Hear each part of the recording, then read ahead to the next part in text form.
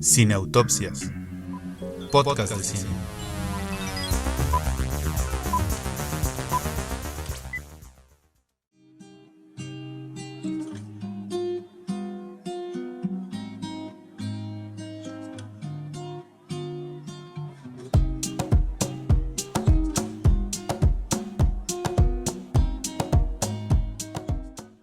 Bueno, pues a propósito del estreno de Madres Paralelas recientemente en la plataforma de Netflix y aprovechando que además pusieron otras tantas películas de Almodóvar y que hay otras tantas que ustedes pueden ver en Amazon Prime Video y que hay otras tantas que ustedes pueden ver en Movie, ¿verdad? En Movie, donde las pueden ver. Pues decidimos compartir con ustedes todo nuestro amor por la filmografía de Almodóvar y cada uno de los aquí presentes escogió la que es una de sus películas favoritas y vamos a comenzar con la película Átame de 1989. ¿Qué te pareció a ti, Ale Vega, esta película y por qué es una de tus favoritas de Almodóvar?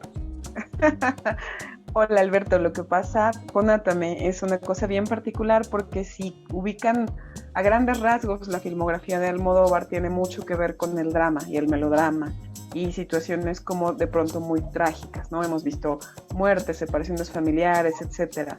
De todo esto que estamos hablando, no va Átame. Átame tiene que ver con la comedia, Átame tiene que ver con una historia de amor retorcido. Entonces, eso es lo que a mí me gusta y me sorprende de Átame, que tiene que ver con esta cosa como muy twisted, pero al mismo tiempo como muy alocada, romántica, alocada y sobre todo muy cómica. Esta es una película protagonizada por Victoria Abril y por Antonio Banderas, que tal cual es la historia de un muchacho que acaba de reivindicarse después de estar en una especie de sanatorio mental, quisiera llamarlo, no estoy segura, y eventualmente, pues ya que sale y que está libre y está, digamos, perdonado de ciertas cosas que hizo, va y busca a su amor, ¿no? Que resulta ser una actriz, que está obviamente encarnada por Victoria Abril, y pues nada, ¿no? Como esta mujer obviamente es como, ¿y tú quién eres? Porque ya ni se acuerda de él se encarga pues de secuestrarla en su propia casa para decirle, oye, tú no te has dado cuenta, pero yo soy el amor de tu vida, ¿no? Entonces te tienes que acordar de mí y no solo eso, si convives conmigo te vas a enamorar de mí. Entonces ese es Átame y suena a la mejor, y por los tiempos suena a la mejor ahorita, un poco brusco, y ahora ha sido en algunas cosas ciertamente cuestionada porque ya cambió la forma de pensar, pero en el 89 pues todo parecía una comedia divertida y alocada y era un twist en estas historias melodramáticas de Almodóvar. Entonces yo por eso elegí una comedia, por eso traje aquí a nuestra mesa la película Átame y creo que es bastante meritorio que los dos, para hacer una comedia tan alocada, los dos actores son muy buenos. Es la última película que hace Antonio Banderas antes de partir hacia Hollywood y hacer cosas diferentes y pues, digamos, cruzar el charco para hacerse un poco angloparlante. Pero esta película fue de lo último que hace en España y obviamente fue súper reconocido. No se diga Victoria Abril, que incluso de todas las veces que la tuvieron con la cinta en la boca, hasta a la pobre actriz le salía un herpes labial. Entonces, los dos lo hacen increíblemente bien. Sí le sale. Porque los dos lo hacen muy bien, porque es muy divertida y todo el tiempo tiene mucho que ver con esto, ¿no? Los cambios de humor de Banderas, esta cosa de locura y de pasión que se desata con él, y ella pues todo este tiempo de que sufrimiento diagonal, ¿qué está pasando con esto y conmigo? Pero está padre, es muy divertida, es emocionante también, y fue reconocida en su época que es la película, creo que tiene el récord de mayor nominaciones a los Goya, porque tuvo como 15, si no me equivoco, pero no ganó ninguna. Entonces es una gran anécdota porque fue una película que fue muy reconocida por todo lo que hizo y ni así le fue tan bien. Entonces creo que ya me extendí mucho, pero es Átame de Almodóvar y pues me encantaría saber si ustedes ya la vieron y qué les pareció. ¿Cómo la viste, Julia? ¿Por qué te ríes? Porque es comedia. Sí. Obviamente. Yo debo confesar, o sea, la verdad, Era una de esas en donde tenía duda de si ya la había visto alguna vez y no me acordaba o si la tenía que volver a ver. Creo que no había visto Átame. Y también como dice Ale, o sea, tal vez fue eso, ¿no? Como que la vi ahora, o sea, y más allá de, por supuesto, esta crítica que han dicho de ya no podrían hacerla el día de hoy. O sea, no sé, no, perdónenme, no, a mí me costó mucho trabajo. Mira, si quieres digo algo que te Sí. puede servir como gancho. Ah. Tú, no se lo he preguntado a Ale Vega, pero yo sé que Juli y yo somos fans de Billy Wilder. Billy Wilder es un cineasta quizá de los mejores que ha dado Estados Unidos y quizá de los mejores de la historia del cine. Una de las características del cine de Billy Wilder es como explotar o llevar al límite las convenciones sociales, ¿no? A mí la película que más me gusta en ese sentido es Bésame Estúpido, donde hace que una prostituta y una ama de casa intercambien papeles, o por lo menos insinúa el intercambio de papeles, ¿no? De tal manera que, pues un poco en broma, un poco satíricamente, pues Billy Wilder nos hace que nos preguntemos sobre los roles sociales y sus fronteras, ¿no? Y lo que hace legítimo a la moral y lo que hace bueno a lo bueno y malo a lo malo. Yo creo que Átame es como un intento de cuestionarse el amor en ese sentido, de llevar al límite preguntas que todos nos hemos hecho acerca del amor. El amor tiene que ser siempre correspondido, el amor va de un lado hacia otro o de los dos lados, que tanto es una relación de reciprocidad. Me recordó mucho él también de Buñuel, el personaje de Arturo de Córdoba, diciendo: es que esa mujer se tiene que enamorar de mí, porque no tendría que enamorarse de mí si yo pues tengo dinero, soy de buena familia. También, por supuesto, está la idea como del síndrome de Estocolmo, ¿no? Aquella persona que se enamora de su captor. Y ahí es donde, por ejemplo, podríamos examinar esa película preguntándonos qué hay en el personaje de Victoria Abril, o qué le falta, o qué le sobra, que de manera azarosa, de manera misteriosa, de manera cómica, pues va a terminar enamorándose o no, porque bueno, o no, del personaje de Antonio Banderas. Entonces, yo creo que en ese sentido sí le sale mejor a Almodóvar este tema en La Ley del Deseo, en donde también hay una relación de un personaje que está obsesionado con otro y hace hasta lo imposible por estar junto a ese personaje. Yo creo que, para decirlo de una manera provocadora, Átame es caminar en la cuerda floja entre una sátira y decir algo sobre el amor. Y entonces ahí es donde podemos juzgar si Almodóvar llegó al otro lado de la cuerda o se cayó, ¿no? O sea, si no le salió este intento por cuestionarse el amor como una convención social, porque el personaje de Antonio Banderas es todo menos una convención social, o sea, es una fuerza de deseo que atraviesa todas las convenciones sociales, ¿no? Y una convención social es que la otra persona también te va a querer, también te va a aceptar, y eso pues es una construcción cultural. Y siento que en todo caso es eso, ¿no? Es como caminar en la cuerda floja sobre algo que a Almodóvar le importa mucho, que es hasta dónde te va a llevar la pasión por alguien, ¿no? Y ponerlo en una situación límite, como hacía Billy Wilder en sus películas, en algunas de sus películas, ¿no? O sea, creo que estoy de acuerdo en que el cine puede cumplir como esa función, sin embargo O sea, e insisto yo, por supuesto, los tiempos han cambiado mucho y además él está tratando de retratar como una época en España en donde había un gran problema de drogas. O sea, en general, creo que todas las películas de las que vamos a hablar nos muestran como un momento histórico, como una idiosincrasia muy española y, ¿no? O sea, en ese sentido nos permite conocer un contexto en particular.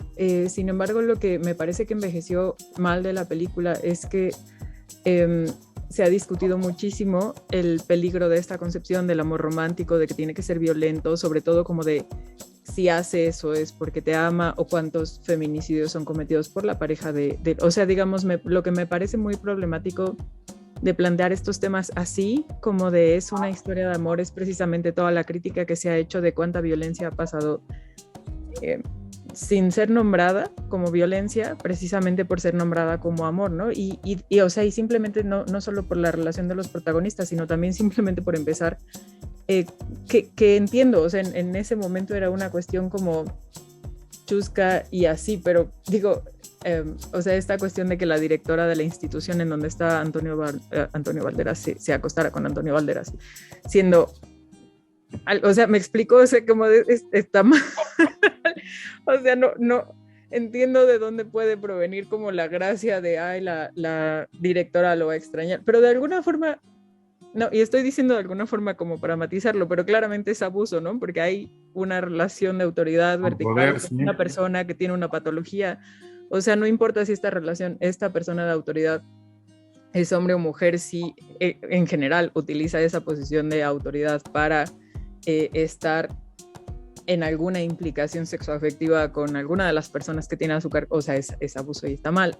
O sea, digamos, son como varias situaciones que creo que hoy vemos con otros lentes, te digo, o sea, incluso la cuestión de decir si es amor o no, me parece problemática porque justo la idea de amor romántico se ha criticado tanto por el tipo de violencias que ha permitido, como de, bueno, pero es que si te cela es porque te quiere mucho y entonces si te encierra en tu propia casa y te amordaza, pues eso ha de ser como amor de... Digo, no sé, o sea, se me hace que es una película que conviene ver para problematizar, para ver cuánto ha cambiado, para simplemente ver cómo desde dónde reflexionamos tal vez algunos de sus temas y cómo en ese momento parecían inofensivos, pero ahora tal vez ya no los vemos así, ¿no?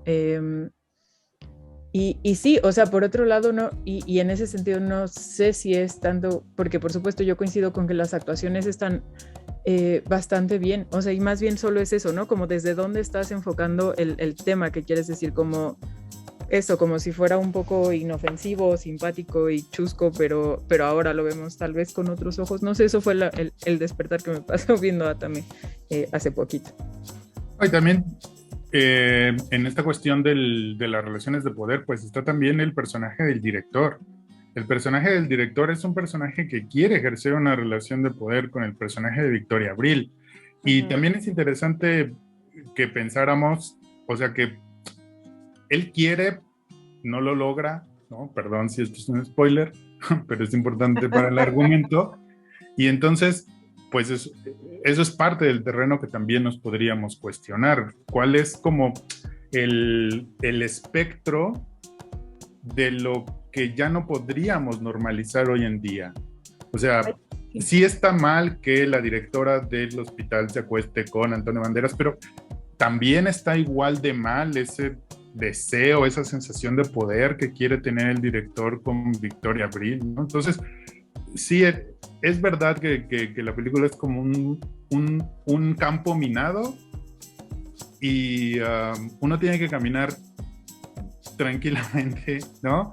Con mucha precaución por la película. Solo rapidísimo, hay una frase del director, están editando la película, están viendo justo una de las escenas y dice algo así como, alguien le pregunta, es que esto parece más una historia de amor que una historia de terror, y dice el director como de, es que a menudo se confunden, y ahí, o sea, es como, ¿no? Como te digo, estos focos rojos de, pues si se confunden, ahí hay algo que o sea, esa es una señal, ¿no? Como, digamos, no romantizar eso, pero claro, el director es otra de esas figuras que podríamos problematizar, sí. A mí de hecho me brincó mucho más el tema del director, porque luego ya vemos al director en su casa y el tema de cómo transgrede la propia intimidad con su mujer, ¿no? Entonces, porque es cuando están viendo la película y es como de, bueno, entonces te dejo hacer tus cosas. Entonces sí, como ya a mí no había pensado tanto en el tema de Antonio Banderas con esta mujer, pero sí creo que el director me había brincado mucho, pero sí, si ya hacemos el esquema general, sí sirve mucho para eso, lo que acaba de decir Julia, se ve con otros ojos, se entiende de otra manera y se cuestiona de otra manera. Y siendo, por supuesto, uno de los principales temas de la filmografía de Almodóvar, la forma en que las mujeres reciben, dan, padecen, experimentan, exprimen el amor. ¿Tú cómo viste al personaje de Victoria Abril, Ale, en este sentido de si lo está gozando, si lo está sufriendo, si se está convenciendo, si no está convencida? Porque yo diría que ese es un poco el fiel de la balanza, su personaje. Sí. Sí, creo que por un lado tenemos a esta actriz que tiene como la fuerza de decir, a ver, me voy a despegar de este director por más que me persigue, por más que me seduce, por más que me busca, sí tengo como la fuerza de, ¿no? Eventualmente, pues obviamente se juntan los protagonistas, porque eso es lo que Almodóvar, juntar a los protagonistas y que poco a poco este personaje de Victoria Abril se vaya convenciendo. Y sí, pero no, porque a final de cuentas cuando parece ya convencida, se vuelve a escapar. Entonces ahí hay una, creo que una duplicidad de decisiones que es como de, híjoles, sí o sea, primero suéltame, ¿no? Primero, ¿qué estás haciendo? Segundo, bueno, a lo mejor me estás convenciendo. Tercero, no, la neta no, ahorita que ya está mi hermana aquí me voy a echar a correr. Entonces, sí creo que hay una indecisión frecuente y permanente. A final de cuentas es muy indulgente Almodóvar con su personaje masculino y eventualmente pues va hacia donde quiere que vaya. Pero me parece que nunca se acaba bien de decidir bien. La película tiene un final muy, muy lógico, muy, muy certero, porque te entiendes para dónde va. Pero yo creo que el personaje de Victoria Abril sí tiene como un ir y venir de sí, pero no, que creo que a final de cuentas no es tan fácil de decir, claro, acabó súper convencida y súper enamorada. Creo que no es tanto así. ¿Ya te enredaste con nosotros? Facebook, Twitter, Instagram.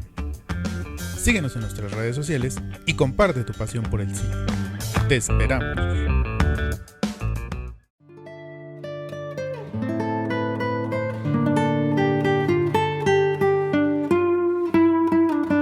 Y bueno, en orden cronológico, nuestra siguiente película es Todo sobre mi madre, que salió en 1999. Y además, esta fue la seleccionada por Alberto. Entonces, qué mejor motivo para preguntarle, Alberto, cuéntanos por qué tú elegiste Todo sobre mi madre, por qué tendrían que verla si es que no la han visto, qué es lo que más te gusta de esta película. Bueno, yo tendré que decir que Todo sobre mi madre es la primer película que yo vi de Almodóvar, ¿no? Ya había escuchado de él porque pues ya llevaba como 15 años haciendo películas, yo creo, poquito más, poquito menos, pero esta fue la primera que yo vi. Y lo primero que escuchaba era que algo así como, ya por fin maduró Almodóvar, ¿no? Ya por fin hizo algo decente, serio, ¿no? Coherente, Y entonces, bueno, pues eso fue un poco para mí el gancho, porque a mí se me hablan de serio y coherente, yo estoy ahí, ¿no? Es tu sello, por supuesto. A mí no me hablen de Alex de la Iglesia, ¿no? Perdón. Entonces, ahorita vamos para allá, no hay bronca. Ni 30 monedas, ni 70, ni nada, ¿no? Entonces, pues yo vi Todo sobre mi madre porque decían que era una película muy seria, muy coherente y que ya por fin había madurado. Yo dije, pues de ahí soy, ¿no? Pero luego lo que es verdad es que Todo sobre mi madre sí es una película más seria, pero no por eso menos de Almodóvar, porque por supuesto están ahí todas las temáticas y todas las preocupaciones que hay en películas anteriores que pueden ser consideradas menos serias y menos coherentes, ¿no? Creo que en todo caso el gran mérito de Todo sobre mi madre es que encuentra el vehículo adecuado para hablar de las mujeres. Y ese vehículo adecuado, por un poquito extraño que parezca, es una obra de teatro, que es Un tranvía llamado Deseo de Tennessee Williams, ¿no? Si no fuera por Un tranvía llamado Deseo, quién sabe qué clase de película habría sido Todo sobre mi madre.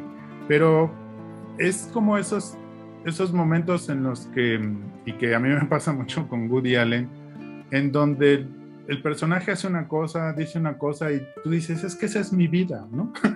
Yo creo que Almodóvar así se sintió con un tranvía llamado Deseo, ¿no?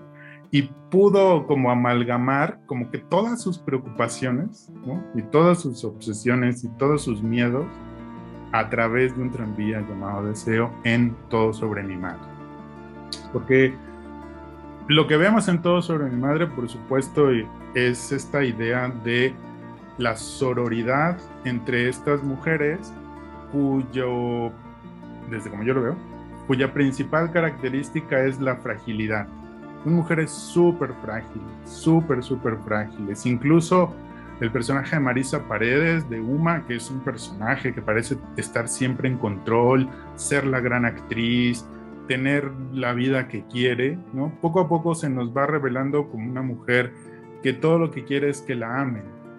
Y al estar buscando el amor, se pone a sí misma en una posición de barro, en donde una palabra, una mala mirada, la va a revelar como lo que es, como una mujer de humo, ¿no?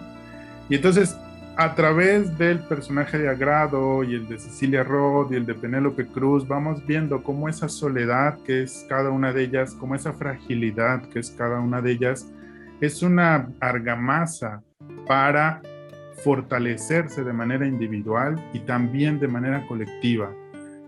Para mí, Todo sobre mi madre es como el gran logro es ese, que vemos unos personajes que de manera colectiva se van fortaleciendo.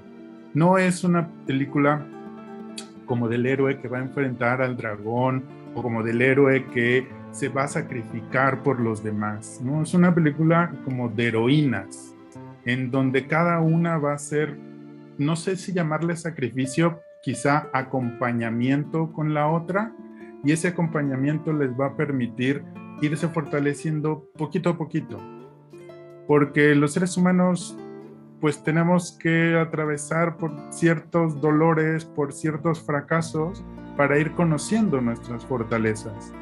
Y yo creo que eso es lo que cuenta Todo sobre mi madre, esos dolores, esos fracasos y por supuesto esta idea de la pasión tan arraigada que una persona puede sentir por otra. No importa si esa persona primero era hombre y luego mujer, primero era malo y luego era bueno.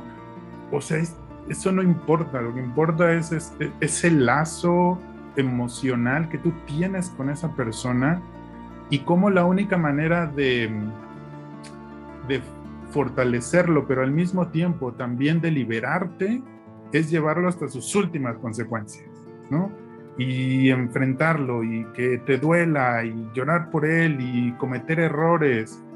Entonces yo me encontré en ese momento y con el paso del tiempo con una película que me hablaba del dolor de una manera que yo no conocía y que era a través del apoyo y del acompañamiento de otros seres humanos, porque en Todo sobre mi madre hay muchos seres humanos.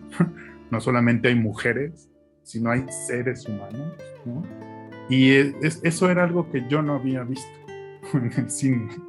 Y me pareció a mí una revelación, ¿no? Más que de coherencia y de seriedad, me pareció una revelación de emociones. Era algo que yo no conocía, ¿no? Y por eso es que Todo sobre mi madre es una de mis favoritas de Almodóvar. Pero no sé ustedes. ¿Tú cómo ves, Ale? Sí, tienes toda la razón. Creo que ahí el personaje de Cecilia Roth, cómo se va hermanando con el que hace la propia Uma, el que hace Agrado, me parece que Agrado es, particularmente en mi visión, el personaje mucho más carismático de todos, y creo que un poco el que se roba la película. Me encanta cómo parece estar muy, muy aunado, muy hermanado con estas mujeres, y tiene una gran personalidad y todas, al final de cuentas, buscando la paz que el personaje de Sheila Roth, si no me equivoco, porque ahí empieza todo, acaban encontrando todas de alguna manera la paz. Y me gusta mucho, me parece que todos entendimos lo mismo que decías tú de la sororidad y del crecimiento a partir del acompañamiento de otras personas. Y eso es muy bonito de la película. Yo creo que sí es de las cosas más rescatables. Y si bien empieza todo como muy dramático, muy con esto, la pérdida del hijo, ¿no? Que es muy dramática, porque pues es como eventualmente Uma tiene mucho que ver con eso. Pues va de lo dramático a lo tierno, ¿no? Y se extiende por una cantidad de sentimientos que sí, justo toca los temas que dices. Sí, o sea, además hay como esto que decías del papel que tiene un tranvía llamado Deseo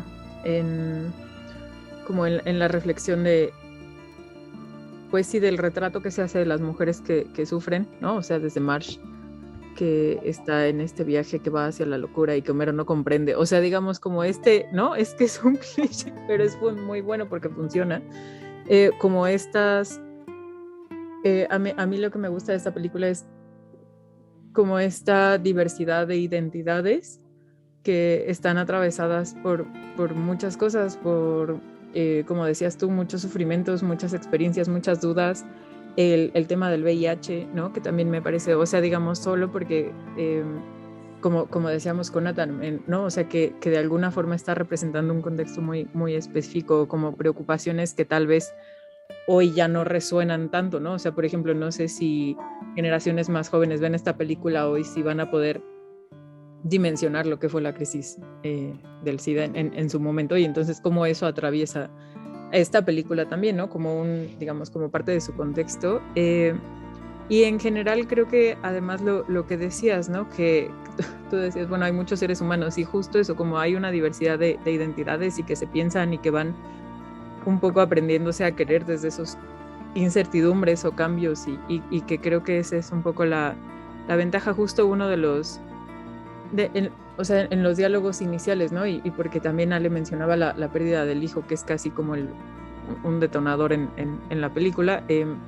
O sea, momentos antes están platicando y el hijo le dice algo así como: tú te prostituirías para mantenerme o algo así, ¿no? O sea, digamos como, y le dice como de por ti haría lo que fuera y he hecho lo que fuera. O sea, como hay afectos que son más fuertes, ¿no? Y que te llevan a repensar qué harías, qué haces, qué eres, con quién estás. Y creo que en ese sentido como que Almodóvar presenta, pues sí, como un escenario de personas que bien a bien están muy perdidas, pero que se van encontrando y van... En ese sentido, creo que por eso la película puede llegar a ser también muy... Es que no es enternecedora, pero como que te encariñas con los personajes, es lo que quiero decir, ¿no? Como que al final, uno, como dices tú, te puedes identificar con lo perdido en que están, incluso si no estás perdido de la misma forma. Sí, porque pues cada una está padeciendo algún tipo de soledad, ¿no? Está padeciendo algún tipo de dolor. Incluso el personaje de Penélope Cruz, que al principio se presenta como una monja, así como inmaculada y que solo hace cosas buenas y que solo le pasan cosas buenas, pues de pronto le empiezan a pasar unas desgracias a la pobre. Empezamos a conocer la historia de su mamá, de su papá, del perro, no sé qué, y uno dice, ay, pobre muchacha, no, pues con razón se metió de monja, ¿no? Pues yo también me hubiera metido de monja con esa mamá, la verdad, ¿no? Y otra cosa que luego ya reviendo todo sobre mi madre y que quizá podríamos aprovechar un poco por si ustedes quieren comentar algo de eso, es la ausencia del hombre en algunas películas de Almodóvar, ¿no?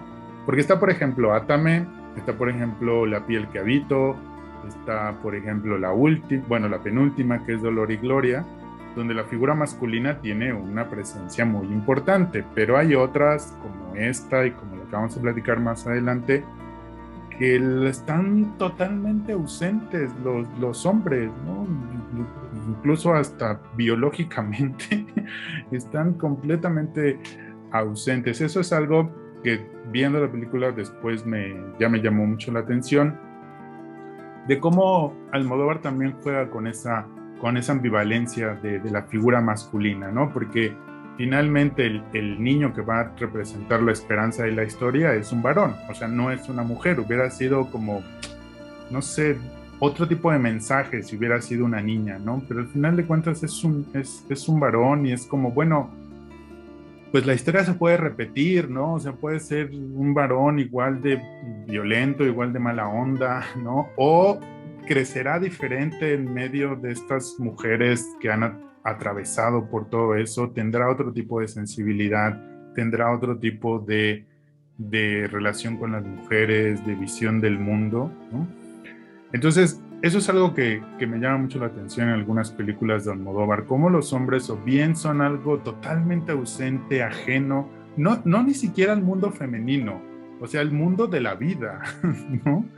Porque, por ejemplo, en ¿Qué he hecho yo para merecer esto? El personaje más masculino, que es el de un taxista, pues es un subnormal, ¿no? Como dicen por allá, no se entera de nada, lo que está pasando en el mundo, ¿no? Y la pobre, esta mujer, que ahora se me va, que es la protagonista,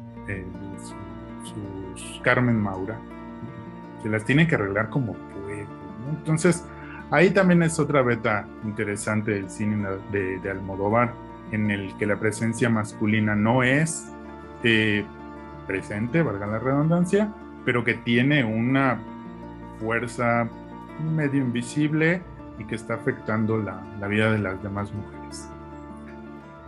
Sí, creo que tiene mucho que ver lo que acabas de decir. La ausencia es la palabra clave. Y viene de las propias declaraciones de Almodóvar. Él platica que cuando hace su cine tan centrado como lo está en las mujeres es porque él creció rodeado de mujeres, ¿no? Sus hermanas, sus tías, su mamá, todas estas presencias fueron las que lo forjaron como niño y adolescente, y las que, a pesar de que él era un niño y él lo ha platicado, lo tomaban como el niño que era, y pues ellos hacían como digamos su vida y él gravitaba ahí.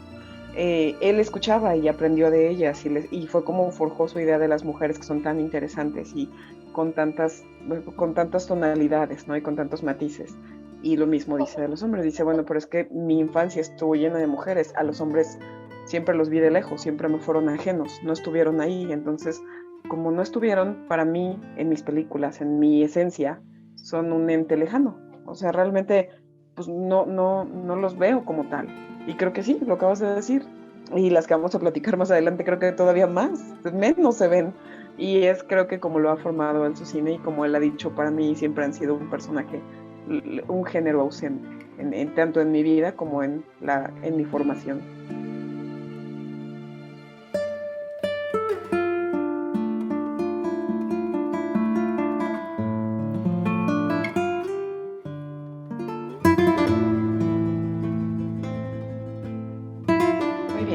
Pues vamos a platicar acerca de una película que tiene mucho que ver con la infancia del señor Pedro Almodóvar, porque se inspiró en el lugar en el que él nació, que fue La Mancha, y justamente de cómo en La Mancha se honra mucho tanto a la familia como a la muerte en sí.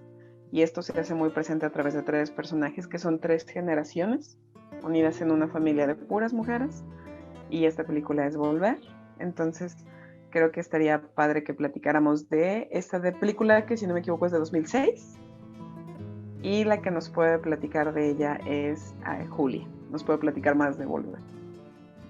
Gracias, Ale. Sí, o sea, como se ha visto, mi relación con las películas de Almodóvar puede ser diversa, ¿no? O sea, hay unas en donde las vuelvo a ver y no, hay otras que no me dan mucha risa. No sé, con Volver lo que ocurrió es, me gustó mucho desde la primera vez que la vi en cine. Cuando la he vuelto a ver, me sigue gustando mucho, ¿no? O sea, siempre está como esta cuestión de regresar a las películas que nos gustaron mucho hace años y ver si eso resiste, digamos, el paso del tiempo. Y con Volver, por lo menos a mí me ha pasado que sí.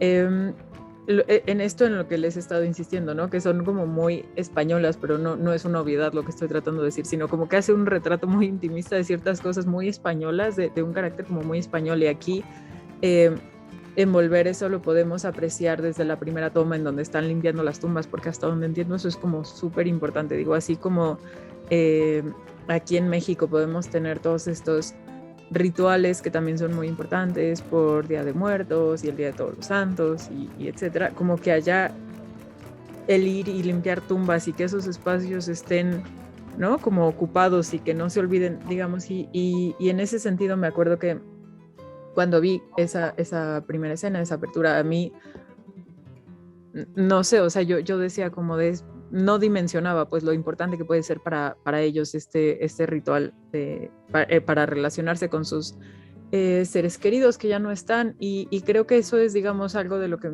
también más me gusta de la película, porque todo un poco va a ser esa relación entre las generaciones que ya no están, las que se supone que ya no están y las que sí están. Es decir, hay como una trama envolver que tiene que ver con mezclar ausencias y presencias, que además por un momento yo pensé por mucho tiempo, no sé si la han visto, o sea, no son spoilers, pero bueno, a ver, o sea, yo pensé que estábamos viendo una película como de surrealismo o de realismo mágico, en donde se va a permitir romper las reglas de la realidad, y al final la realidad es siempre mucho más loca que cualquier realismo mágico, por lo menos en Almodóvar. Entonces no era una película de realismo mágico como yo pensé.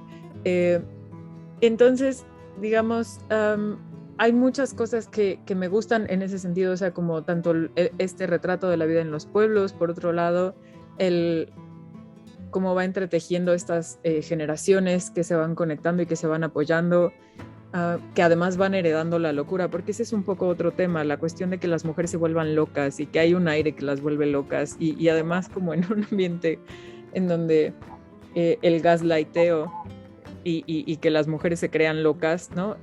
Por enfrentar como diversas violencias, por la soledad, por su vulnerabilidad, etc. Ese tema me gusta mucho.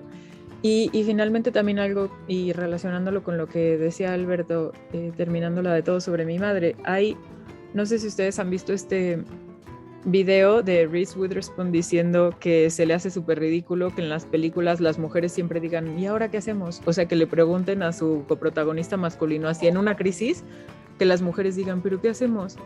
Y entonces Reese Witherspoon lo que dice es, ¿alguna vez han escuchado a una mujer haciendo eso? No, o sea, la mujer va a ser la que va a arreglar la situación y ya luego verá si lo hizo bien o mal. Pero por lo menos en este escenario de Almodóvar así va a pasar, ¿no? O sea, como va a haber una red de mujeres que se apoyan para resolver una serie de problemas.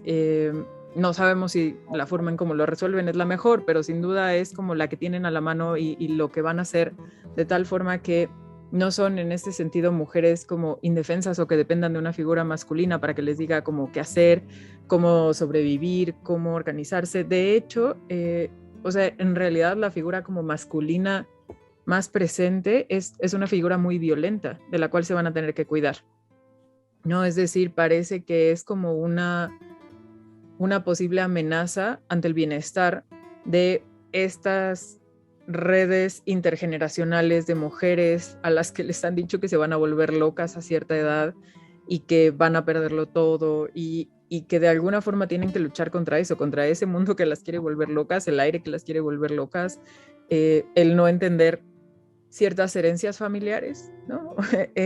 Y entonces, claro, y lo vemos con que tal vez sobre esto podamos volver con Madres Paralelas, y lo vemos sobre todo como en cómo queda esta generación más joven, ¿no? Cómo queda esta chica tan pequeña que ya ha padecido de violencia sexual, y entonces un poco es, ¿no? Como las mujeres armando un frente a ese mundo que parece muy hostil para ellas. Entonces creo que tiene como todas estas dimensiones. Les digo, por un lado hay como momentos graciosos, por otros momentos muy tensos. Estamos pensando que hay como una historia mágica, o en donde las personas regresan de la tumba para acompañarnos, guiarnos, y no. Entonces, digamos, como que son todos esos elementos los que para mí hacen que Volver sea como una muy buena película, y además la actuación de Penélope Cruz aquí también me parece que es bastante destacable. Pero no sé a ustedes qué les pareció desde todos estos elementos, si es demasiado para una película, si lo orquesta bien,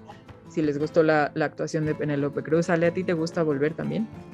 Me encanta, me parece que lo que acabas de decir, especialmente digo Penélope Cruz, donde no está bien cuando se trata de Almodóvar, pero específicamente la parte en la que platicamos de lo que bien llamaste realismo mágico, que a mí me pareció la mayor parte de la película, que eso fue lo que estaba viendo con el personaje de Carmen Maura, porque además Carmen Maura nos regala un personaje como bien carismático, dentro de un, digamos, de un contexto muy complicado, porque su contexto viene de pues, prácticamente esconderse.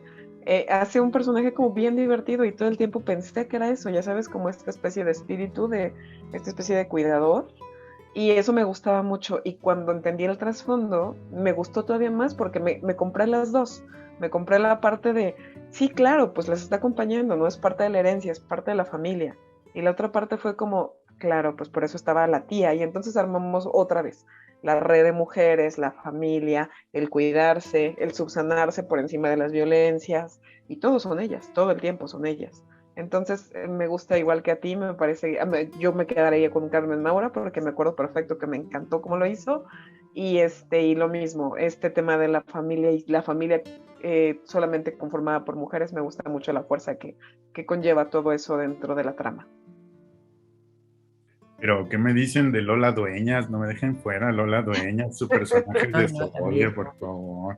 Esa escena maravillosa donde dice, mamá, pero tú no eres... No, que le dice, ¿tú quieres que yo haga algo? Sí.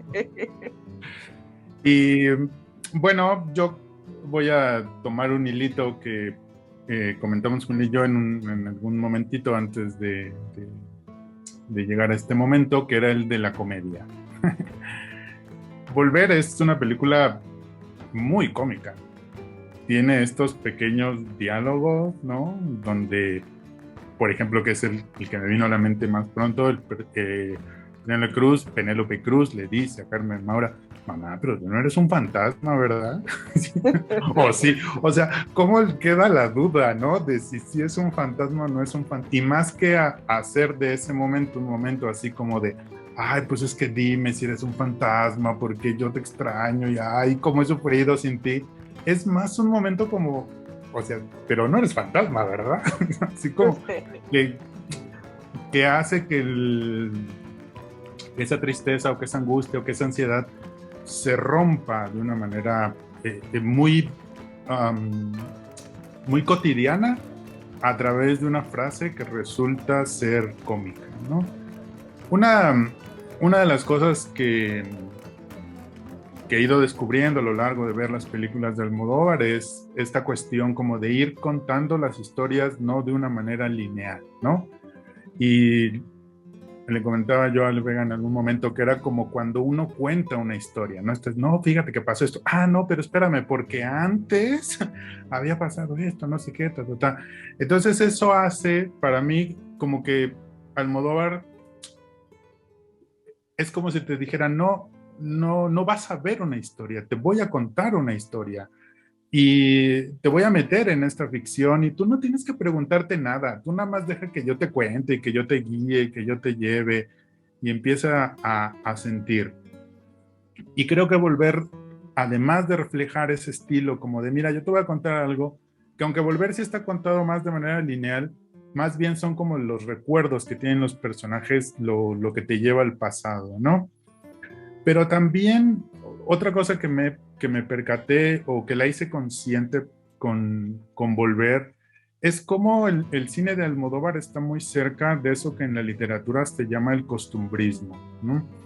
Que es reflejar momentos de la vida cotidiana para exaltar, déjenme decirlo de esta manera, emociones universales, ¿no?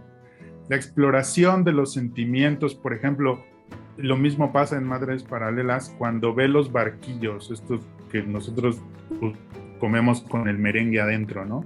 En las dos películas hacen lo mismo. Uy, los barquillos, hace cuánto que no los como. Y es una cosa que, pues, colesterol y grasas trans y lo que ustedes quieran, pero que te trae sentimientos, te trae emociones, ¿no? Entonces, siento que Volver es como eso, como una pintura de estas que hacía Goya para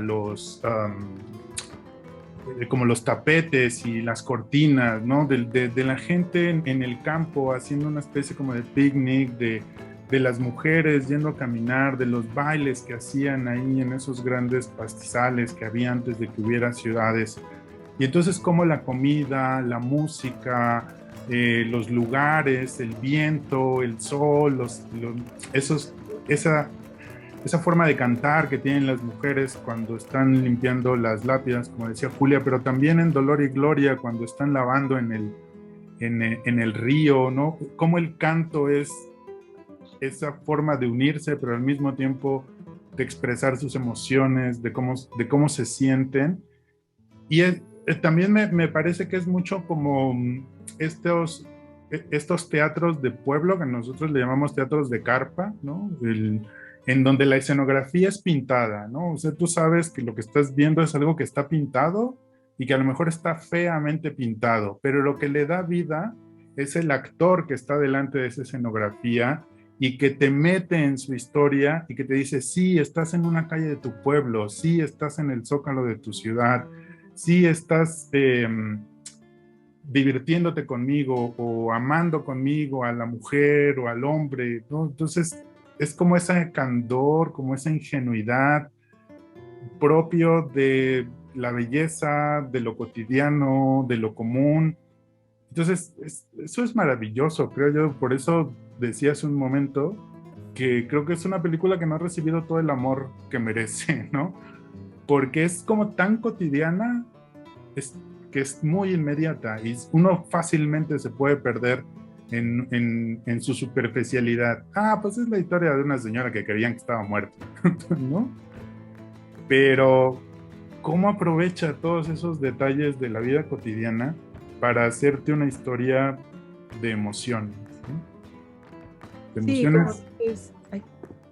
No, y como decías, o sea, el retrato de un pueblo, o sea, y que de alguna forma eso es también lo que se siente, ¿no? O sea, que son historias compartidas, la vecina, la casa, y que de alguna forma es esta presencia del pueblo y todo lo que se hereda, lo que le da el contexto a la película y hace que la historia sea creíble en ese realismo mágico que pensamos, ¿no? O sea, que sí está ambientada como en este lugar en donde algo así podría pasar, o sea, ¿por qué no? ¿No? O sea, y creo que es parte de la construcción de ese contexto, como decías ahora, de ese pueblo y de ese retratar una vida cotidiana y una forma de hablar y una forma de, en donde pues sí, o sea, esto sí podría pasar aquí, ¿no?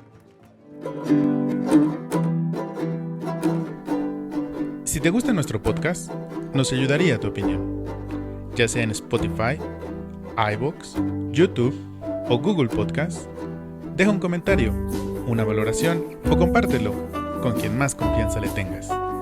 Gracias. Bueno, y ahora sí llegamos al contenido que nos ha servido de pretexto para compartir con ustedes este especial de Pedro Almodóvar, y que es la recién estrenada aquí en México, porque en otros lugares ya tiene muchos meses que se estrenó, Madres Paralelas, que como les decía al inicio, ustedes pueden ver en Netflix. Es la más reciente película de Pedro Almodóvar y ha tenido su cierto grado de polémica, su cierto grado de comentario social, su cierto grado de mucho que hablar de ella, y pues nosotros, ¿por qué no, verdad? Así que, ¿a ti qué te pareció Madres Paralelas, Julio Muñoz?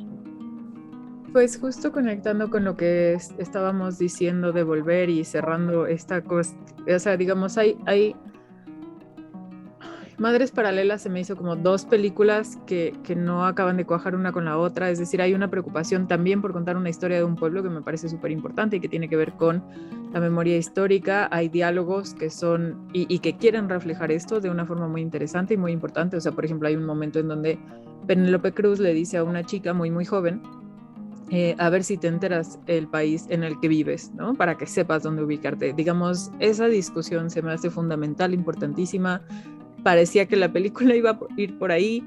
Yo quería ver qué decía ahí. Es más, hasta hay como un comentario muy rápido al expresidente Rajoy diciendo cómo es que no hay dinero para estas cosas que sí son importantes, la importancia de encontrar a nuestros seres queridos que fueron desaparecidos y asesinados por el falangismo. Es decir, parecía, ¿no?, que otra vez iba a ser como una reconstrucción, pues eso, de una preocupación de memoria histórica por recobrar lo que se perdió en esa España franquista y lo que implica para las generaciones presentes.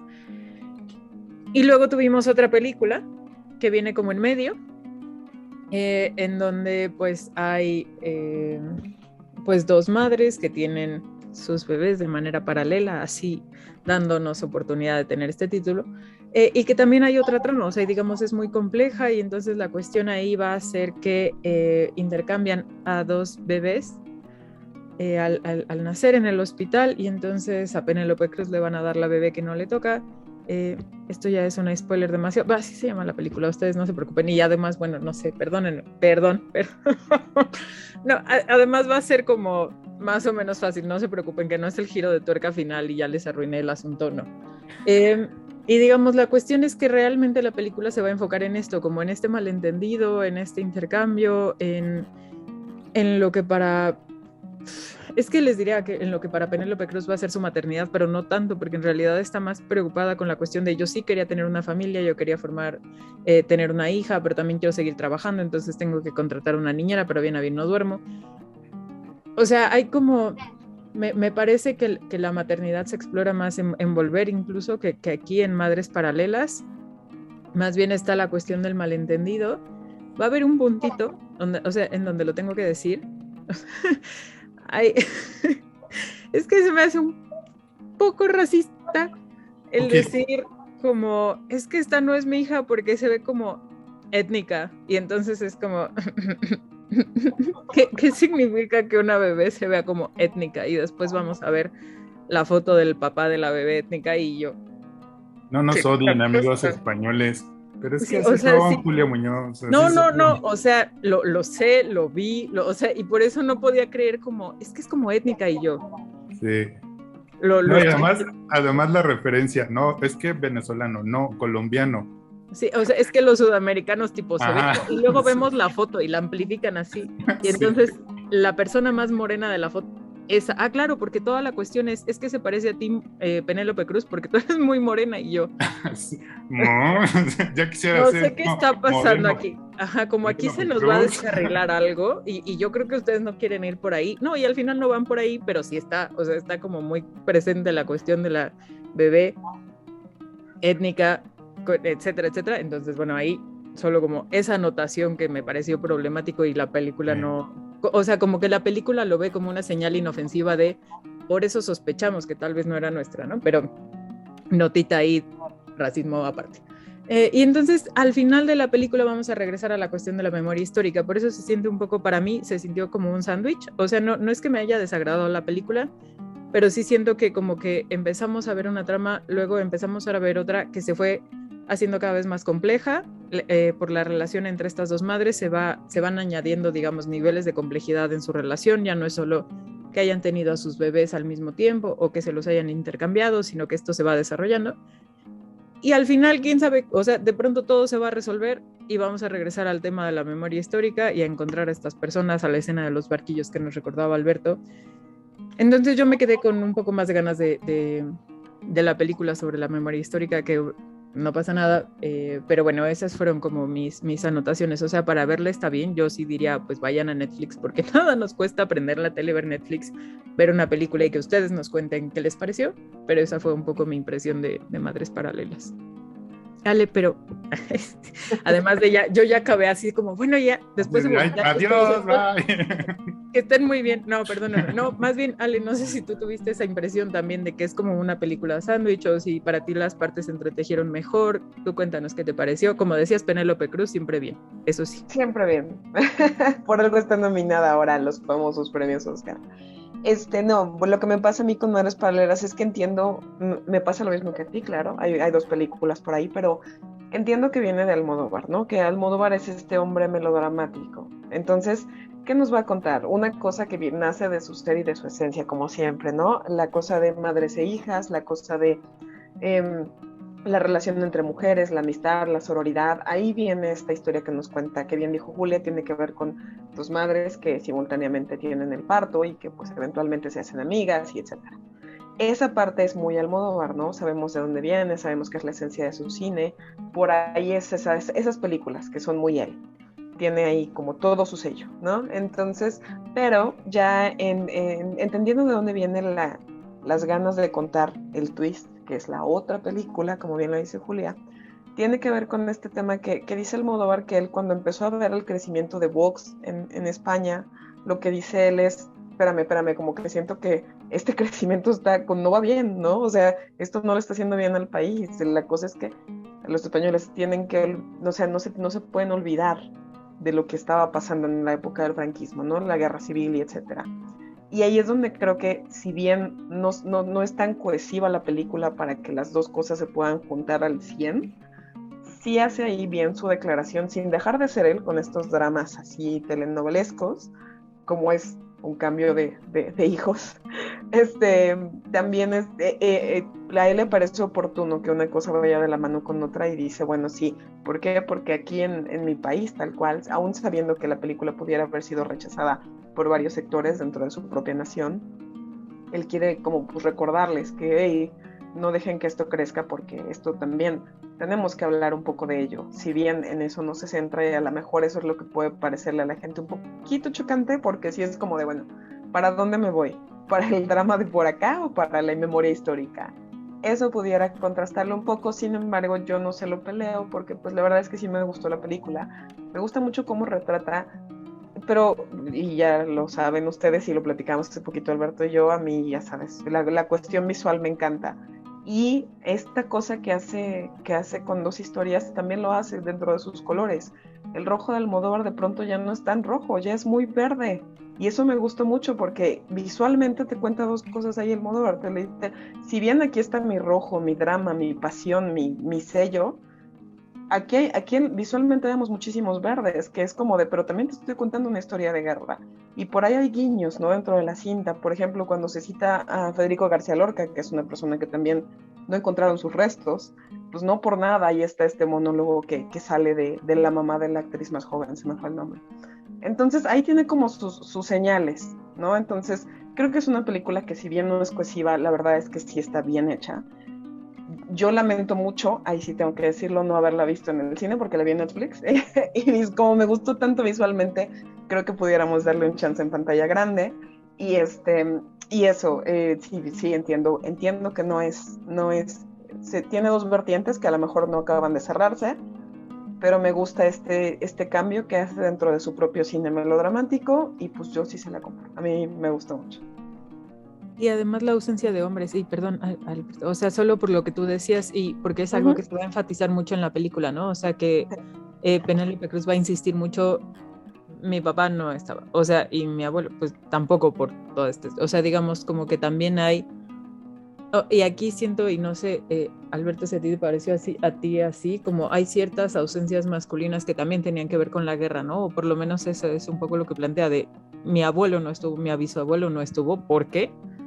Acabó en una fosa común, ¿no? Entonces, digamos, esa parte de esa ausencia masculina que está en las otras películas, aquí también nos da un contexto histórico de dónde empieza esa ausencia masculina, por lo menos en ciertas generaciones, ¿no? Sí, mientras que en las películas anteriores la ausencia masculina se debe a pues que eran unos borders, unos drogadictos, unos holgazanes o unos irresponsables, ¿no? Aquí la ausencia masculina viene precisamente de pues este trauma social que tiene España de una guerra civil, ¿no? En donde los hombres eran fusilados sin ningún miramiento y enterrados pues como si fueran cualquier objeto, ¿no? Y ahí había un canal, ¿no? De conexión con las películas y los temas de Almodóvar y él lo vio y por eso lo exploró en Madres Paralelas. Pero pues igual, o sea, yo tengo la impresión de que son como dos cosas diferentes, ¿no? Y que nada más están conectadas por los personajes y en este caso por un personaje, que es el de Penélope Cruz, ¿no? Y siento yo que hubiera quedado más como prólogo y epílogo que como conexión en la historia. Y siento yo que hubiera quedado más si mejor hubiera producido un documental, ¿no? y ya. Que por cierto, hablando de eso, pueden ver El silencio de los otros, que también está en Netflix y que es un documental sobre este tema de que no se sabe, muchas familias todavía no saben dónde están sus muertos de la guerra y está bastante bien. El silencio de los otros. Entonces, una de las cosas más o menos polémicas que tenía la película, pues era eso, ¿no? Que Almodóvar, un cineasta importante, representante de España en el mundo, y nunca había tocado un tema político o de memoria histórica y tal. Pero yo siento que el personaje de Aitana Sánchez Gijón, que es la mamá de una de las protagonistas, esa es la postura de Almodóvar. Y la dice en un momento en donde dice, los artistas le debemos caer bien a todos. Tienes que ser apolítico. Ajá. Entonces, hoy yo, o sea, pues sí, o sea, yo sí, ¿quién soy yo, verdad, para decir algo malo sobre Almodóvar? Pero yo sí siento que le falló. O sea, para mí, yo sí utilizaría esa palabra. Sí, le falló decir algo sobre eso, que no sé si le pidieron decir, si él quiso decir, si sintió que necesitaba decir. Pero yo sí siento que le falló. Yo sí creo que hubiera quedado mejor, hasta como un cortito, quizá, ¿no? Esa historia. En todo caso, hay en la otra historia, en la de las madres paralelas, algunos detalles que me llamaron mucho la atención. El primero, y quizá que es como la mejor idea que puedo aportar, es que para mí las madres paralelas son Penélope Cruz y Aitana Sánchez Gijón, o sea, la mamá de la que eventualmente es la otra madre, porque el personaje de esta chica que se llama Milena Smith, que es la otra madre paralela, pues en realidad ni es mamá, ¿no? Y más bien como que es esos dos personajes ya adultos, el de Penélope y el de Aitana, los que se enfrentan a la maternidad desde dos posiciones distintas, pero que en un punto determinado de su historia se tienen que hacer cargo, porque se hacen cargo de una misma persona, que en este caso es Milena Smith, como se llama la actriz, que es como la joven, la otra mamá. Y entonces es como las dos visiones, ¿no? Porque las dos son mujeres independientes, son mujeres exitosas, son mujeres que tienen una carrera, que tienen un talento, que no necesitan de los hombres para ser mujeres exitosas, pero que a la que se les cruza en su vida otra mujer y se tienen que hacer cargo de ella. Entonces, para mí la película es sobre ellas dos, o en todo caso el discurso materno está centrado más en ellas dos. Luego vendrá el elemento melodramático de que si me cambiaron a mi hija, si no me la cambiaron, que si angelitos negros, que si no sé qué. Bueno, pues sí, ¿no? Es el elemento melodramático de Almodóvar. La otra cosa que me llama mucho la atención es la otra madre paralela a la que hace referencia el título. Cómo Almodóvar siempre, bueno, no siempre, pero en otra beta de sus películas, por ejemplo, en La piel que habitó y en La ley del deseo y un poquito en Todo sobre mi madre, tiene estos personajes trans, no sé si transgénero o transexuales, nada más trans, déjenme decirlo así, como que están en el paso de una cosa a otra, ¿no? Y creo que este personaje de la actriz de Milena Smith, la forma en la que está vestida, la forma en la que está peinada, la forma en la que tiene pintado su pelo, te da la idea de eso, que ella es alguien que está cambiando, que se está transformando. Y también a lo largo de su pequeñita historia, también sus emociones pasan de un lugar a otro, de un cuerpo a otro, de un afecto a otro. Y lo que por un momento parece ser una chica pues normal, que solo quiere estar en el celular todo el tiempo, luego se convierte en esos otros personajes de Almodóvar, que es así de, ¿y a dónde vas? ¿Y por qué? ¿Y por qué te estás yendo? ¿Y por qué te vistes así? ¿Y por qué haces esto? ¿Por qué haces lo otro? Entonces, eso me llama mucho la atención, ¿no? Que no tuvo que hacer como un drama de esa transformación emocional y corporal de un personaje, y ya nada más lo logró poner ahí. Mira, este es un personaje que está en cambio, que está en movimiento, ¿no? De su cuerpo, de sus afectos, de su apariencia. Y ya la última cosa que me llamó la atención, aunque efectivamente está la ausencia del hombre, de la figura masculina, sí me llama mucho la atención que, aunque sea por un momento, pero el personaje de Penélope Cruz encuentra consuelo en un hombre. Y eso no es algo que creo que hayamos visto antes. Entonces, esas tres cosillas, ¿no? Porque sí, la cosa de lo histórico, pues no, la verdad es que no, a mí no me gustó. Pero esos tres detalles hacen que, como decía Julia, pues que la película, al menos para mí, valga la pena verse, ¿no? Y sobre todo, pues comentarse.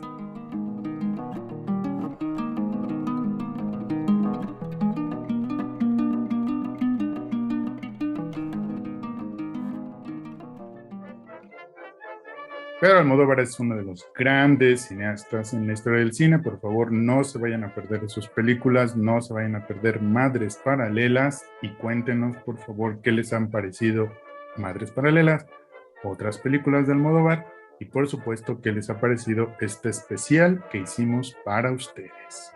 Muchas gracias, Ale Vega. Hombre, gracias a ustedes. Fue un placer compartir con ustedes. Y nos vemos pronto para hablar de más películas de Almodóvar y de otros directores. Espero nos podamos reunir pronto. A mí me encuentran en @patgretel y los miércoles con el señor aquí presente, platicando de Mean Girls y otras películas de canon cinematográfico. Y Cinefilos MX y lo mío es, entonces por ahí nos estamos encontrando. Muchas gracias a los dos. Qué quemón me acabas de dar, qué quemón. Muchas gracias, Julio Muñoz. No, pues como ya decía Ale, gracias a ustedes por compartir estas películas y por el tiempo. Ustedes que nos están escuchando también, muchas gracias por estar del otro lado. Recuerden que estamos en redes sociales como Cineautopsias. Nos pueden encontrar en Facebook, Twitter, Instagram. Si ustedes nos están viendo a través de YouTube, aquí también ya se suscribieron, ya le dieron clic a la campanita, ya nos dejaron saludos en los comentarios, ya hicieron todo eso, por lo cual se los agradecemos muchísimo. Entonces, gracias por estar ahí y gracias Alberto y gracias Ale. Bueno, y también recuerden que además de lo que ya mencionó Julio Muñoz, estamos en Spotify, en iVoox y en Google Podcast y en Apple Podcast y en otros muchos lugares, así que no hay pretexto para que no nos vean o nos escuchen. Y también le damos las gracias a nuestro señor postproductor Lázaro Moreno por su excelente trabajo como siempre. Muchas gracias a ustedes por vernos, por escucharnos. Gracias Ale, gracias Julia. Y nos vemos y nos escuchamos en la siguiente autopsia. Hasta entonces.